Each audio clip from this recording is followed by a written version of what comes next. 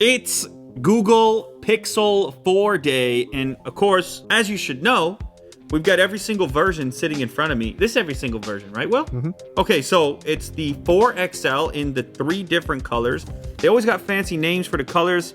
Clearly white, oh so orange, just black.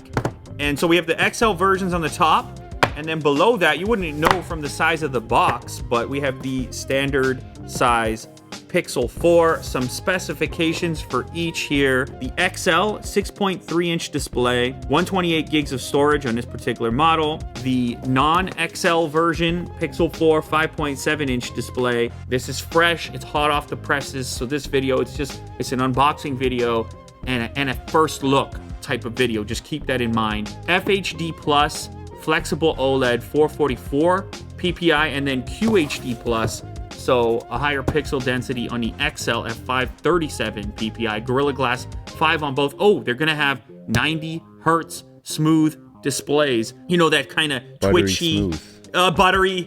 What about a milkshake? Yeah. Is that smooth? Not bad. The little guy is 2800 milliamp hours. The big one, 3700. Both 18 watt fast charging and wireless charging. And then, of course, the big thing here, the cameras. The brand new design on the back. Now they're like, no, we're going to give you the versatility of multiple camera lenses. White Pixel 4 XL. And the first thing you're going to notice here, a similar effect to the Panda version. White on the back. Yep. But then you got the black cutout for the cameras. You got the black ridge on the frame. This is all metal. And then the entire front of the device is black. So it's a Panda effect, black and white. I think some people are gonna like that. Mm-hmm. A USB Type-C cable as well as a USB adapter. And then this is the aforementioned power brick with the quick charge capability. That's right, oh so orange. This is for those that wanna make more of a statement. That's obviously a look. I should also mention at this point, it's a glass back. It's a matte finish. Mm-hmm. It's not a glossy finish. Oh yeah, you're right, it is glossy. So on the black version, the power switch is going to be this white color. And on the other two versions, actually, and then on the orange phone, it gets a little bit lighter in color. That's interesting choices here. This has a very simple look to it. But of course, with any glossy finish, you're opening yourself up to fingerprints and so forth. So you gotta decide. It looks fancy though. This form factor is gonna be familiar to you. Mm-hmm. It's very practical. Utility, more than anything.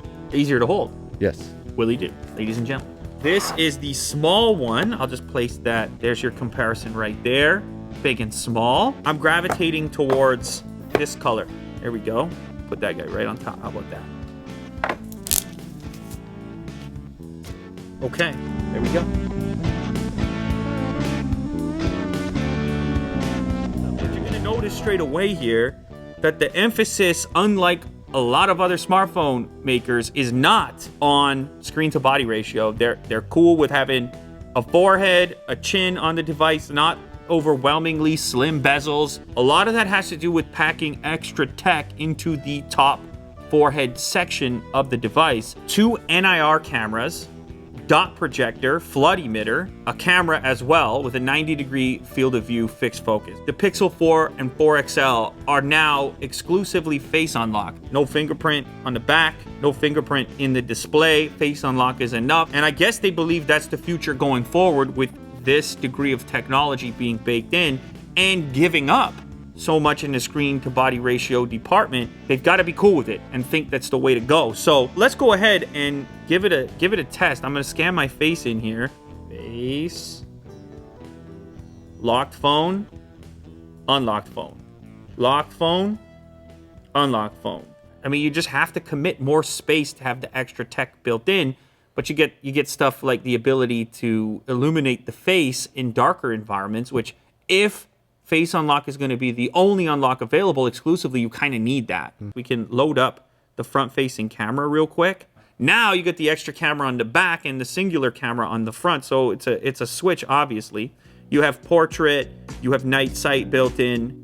All right. This is a fresh device. It's possibly not even final software. Number 2. All right, so within the options, of course, you can configure the amount of processing that takes place. This is with some of the natural face stuff turned off. We have an abundance of boxes here, so let's give that a quick shot. As you can see here, you can get the wider look, or you can move in a little bit closer. Let's try a 4x zoom. I mean, it's interesting because in the preview, you can actually see some of the noise and stuff that you would traditionally have with a digitally zoomed image. But then in the finished product, the software runs such a process on it, it eliminates all of that. You can see a couple of cutouts on the bottom, presumably for your speaker and microphone, as well as your Type-C connector. Interestingly, in the spec sheet, it lists a nano SIM or an eSIM configurability. All right, so since we have the two displays stacked up, I think that's gonna be an interesting characteristic for a lot of people, mostly because they've added 90 hertz to it now. So what that means for people that are unfamiliar is you get this really twitchy kind of input, really responsive feel. In fact, it makes the entire phone feel faster. All right, maybe we should play a video. Let's just compare the speakers on the two units here. I've got one of these Surface Laptop 3s coming in. Well, you didn't know that. See, I caught you off guard. You didn't know that. A significant amount of sound is coming out of two different ports. Substantial sound from each area. It's more volume than you might be used to out of the both of them balanced. Let's compare it to the little phone. It all sounds very good on paper. Of course, the marketplace will wait.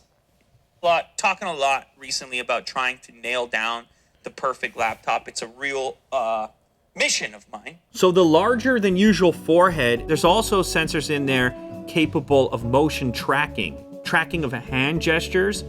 Google's calling it motion sense.